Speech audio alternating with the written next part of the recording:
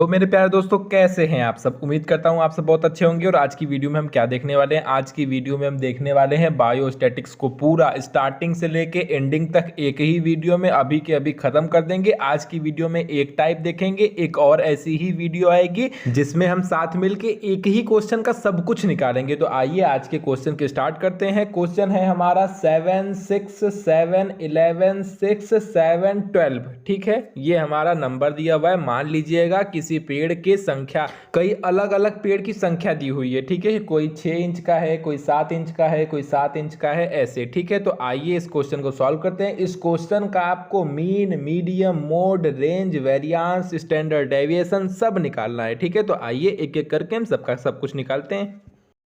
तो सबसे पहले हम निकालेंगे इनका मीन। मीन के लिए क्या था, मीन का क्या डेफिनेशन था। डेफिनेशन चलिए छोड़िए, इसका क्या फॉर्मूला था ये तो याद होगा ना। सिंपल सा फॉर्मूला था कि मीन को हम एक्स बार से डिनोट करते हैं। दूसरी बात, mean equal to sum of data value, यानी कि जो भी आपको डाटा वैल्यू दी हो उनका सम upon number of data value, यानी कि उस डाटा वैल्यू की संख्या कितनी है उनसे आप डिवाइड कर देंगे तो हमें आपका मीन प्राप्त हो जाएगा। तो आइए करके देख लेते हैं। सम ऑफ डाटा वैल्यू, तो पहले इन डाटा वैल्यू को सम करिए। तो हम अगर सम करेंगे तो हो जाएगा आपका 7 6 13, 13 7 हो जाएगा 20, 20 10 30, 1 31, 6 हो जाएगा 37, और 37 में 7 जोड़ेंगे तो हो जाएगा 44, यानी कि 44, और 2 46, और 10 56, यानी कि 56 आ जाएगा। तो हमने 56 वहां पे लिख लिया।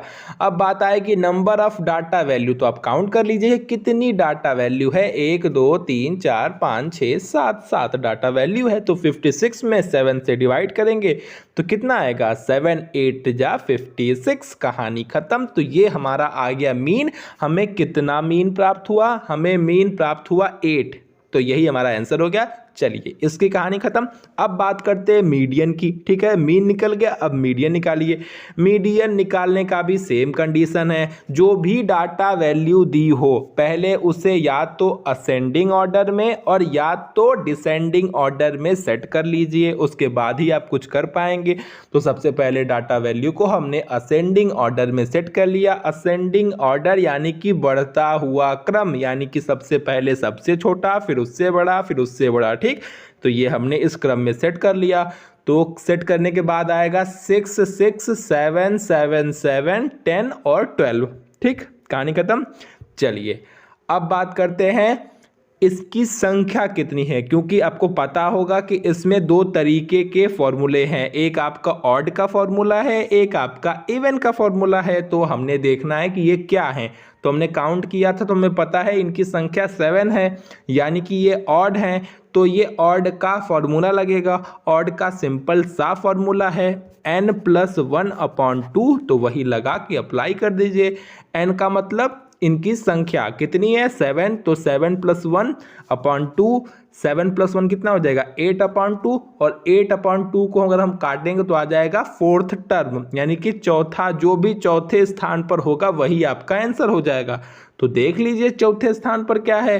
तो हमने देखा चौथे स्थान पे हमें क्या मिला, 1 2 3 4। चौथे स्थान पे हमें 7 मिला।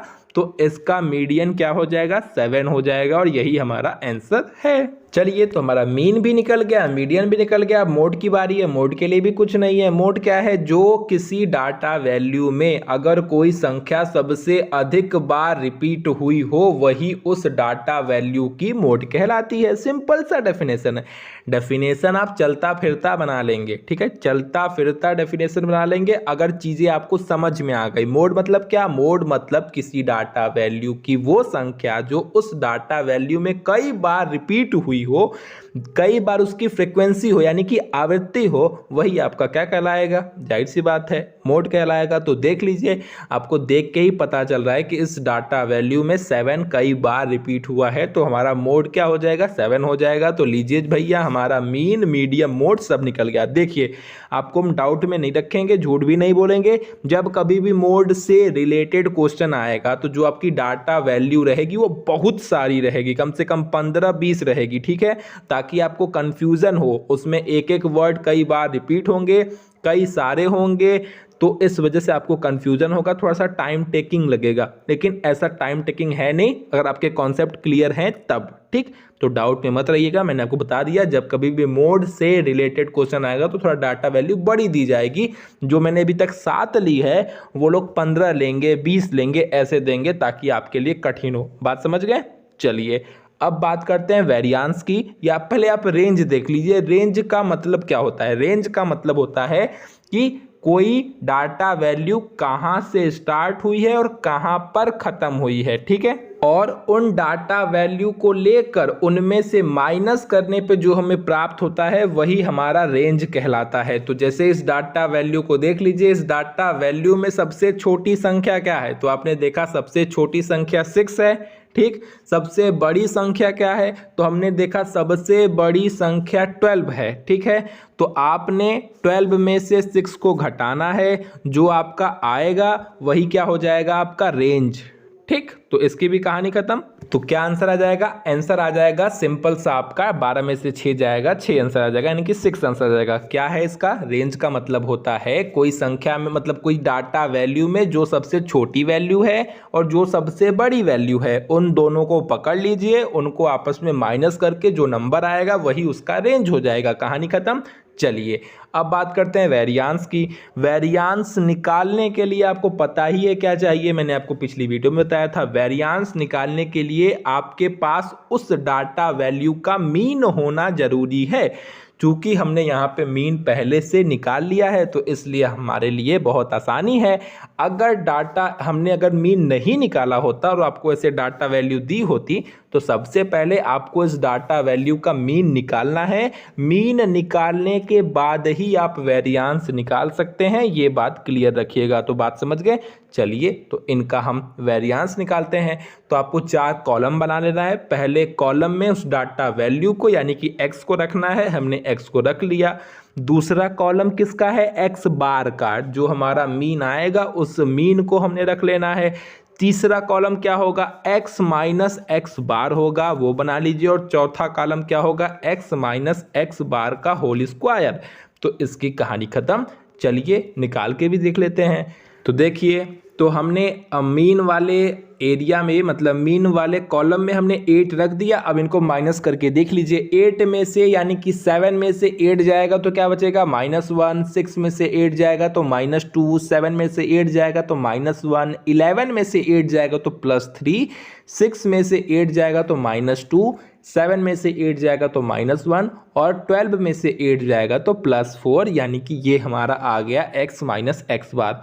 अब इनका स्क्वायर कर दीजिए। आपको अच्छे से पता होगा कि अगर कोई वैल्यू माइनस में है और उसका हम स्क्वायर करते हैं तो उस वैल्यू से माइनस हट जाता है। ठीक है, सिंपल सी बात है। अगर कोई वैल्यू माइनस में है उनका हम स्क्वायर करेंगे तो उनमें से माइनस हट जाएगा। ठीक, क्लियर? तो लीजिए भैया, हमने स्क्वायर भी कर दिया। 1 का स्क्वायर करेंगे 1 ही आएगा, 2 का स्क्वायर करेंगे तो 4 आएगा, 1 का स्क्वायर करेंगे तो 1 आएगा, 3 का स्क्वायर करेंगे तो 9 आएगा, 2 का स्क्वायर करेंगे तो 4 आएगा, 1 का स्क्वायर करेंगे तो 1 आएगा और 4 का स्क्वायर करेंगे तो 16 आएगा। बात खत्म, कहानी खत्म। अब क्या करना है? अब आपको इन सभी को जोड़ लेना है। जोड़ लीजिए। 16 1 17, 4 21, 9 30, 1 31, 32, 4 36, यानी कि 36 आपका आ जाएगा। तो चलिए 36 आपको यहाँ पे एक कॉलम बना के, मतलब क्या कॉलम बनाना है, वहाँ पे आपको डाल देना है सिग्मा x माइनस एक्स बार का होल स्क्वायर। ठीक है, यानी कि ये इनका क्या है? इन सभी का प्लस है। तो आपने इन सभी को प्लस कर दिया, आया आपका 36। आपने माफ़ कीजिएगा, बहुत थक गया हूँ बोलते बोलते। आपने वेरिएंस लिखा। आपको पता ही है कि क्या फॉर्मूला है, सिंपल सा फॉर्मूला है सिग्मा x माइनस एक्स बार का होल स्क्वायर अपॉन n। आपने देख लिया क्या आया था? x माइनस एक्स बार का होल स्क्वायर आया था 36। आपने 36 लिख लिया। n कितना है आपने काउंट किया ही है कि 7 होता है, तो 7 लिख लिया। 36 को 7 से डिवाइड कर लीजिए। 7 5 जा 35, क्या बचा? 4 बचा, सॉरी 1 बचा। फिर 0 हो जाएगा, 7 1 जा 7, फिर क्या बचेगा 4 बचेगा, फिर 0 हो जाएगा यानी कि 7 5 जा 35 यानी कि 5.15 आपका आंसर आ जाएगा। ये हमारा वेरिएंस निकल के प्राप्त हो गया। अब इसी का स्टैंडर्ड डेविएशन निकाल देना है तो उसमें भी कोई दिक्कत नहीं है। अगर आप 5.15 का रूट ले लेते हैं, रूट निकाल लेते हैं तो वही आपका हो जाएगा स्टैंडर्ड डेविएशन यानी कि SD। क्या ही करना है, आइए निकाल लीजिए, सिंपल सी बात है। देखिए बहुत से लोग को यहाँ पे डाउट हो सकता है कि स्टैंडर्ड डेविएशन का फॉर्मूला होता है sigma D square upon N, ठीक, यही डाउट होगा। डाउट ये होता है कि इसको हमने क्यों वेरिएंस लेके यहाँ पे रखते हैं। देखिए बात वही है, डी का मतलब होता है x माइनस एक्स बार और उसका स्क्वायर है यानी कि x माइनस एक्स बार का होल स्क्वायर। बात वही हो गई, बात वही हो गई, क्योंकि इसके भी अपॉन में n ही है। बस फर्क इतना है कि इसमें आपको स्टैंडर्ड डेविएशन में आपको जो आपका आएगा उसका रूट लेना है, तो वही बात हुई ना। तो आप डायरेक्ट वेरिएंस का रूट ले लेंगे तो वही आंसर हो जाएगा। तो वेरिएंस का आप रूट ले लीजिए। मैंने आपको रूट निकालने के भी मेथड बताए हुए हैं, आइए वो भी दिखा देता हूं कैसे आप इसका रूट निकालेंगे। शॉर्ट ट्रिक में बस समझ लीजिए, सिंपल सी बात है। इसके करीब का सबसे अच्छा रूट कौन है, इसके करीब का जो रूट में है, तो आपको पता है कि 4 होता है, ठीक है। तो हमने लिख लिया रूट में 4। रूट में 4 में कितना प्लस करेंगे कि 5.15 हो जाएगा। तो सिंपल सी बात है, 4 में 1.15 प्लस करेंगे तो हो जाएगा 5.5, मतलब 5.15। सिंपल सी बात है, आपने रूट में 4 लिख लिया प्लस 1.5 लिख लिया, मतलब 1.15 लिख लिया, ठीक। अब सिंपल सी बात, 4 का रूट क्या होता है, 2 होता है, मतलब 4 का रूट लेंगे तो क्या हो जाएगा, 2 हो जाएगा। तो हमने 2 लिख लिया। उसके बाद का प्रोसेस आपको याद ही है कि जो भी रूट रहता है उसके 2 गुने से आपको मल्टीप्लाई कर देना है। तो 2 का 2 गुना क्या हो जाएगा, 4। तो आपको 1.15 में 4 से डिवाइड कर देना है। आप 4 से डिवाइड करके चेक कर लीजिएगा तो आपका आएगा 0.28। क्या आएगा, 0.28, और यही आपका आंसर हो जाएगा। तो आपने क्या जोड़ देना है, 2.28, तो क्या हो जाएगा 2.28 हमारा आंसर हो जाएगा, ठीक है। तो यही हमारा आंसर हो गया, कहानी खत्म।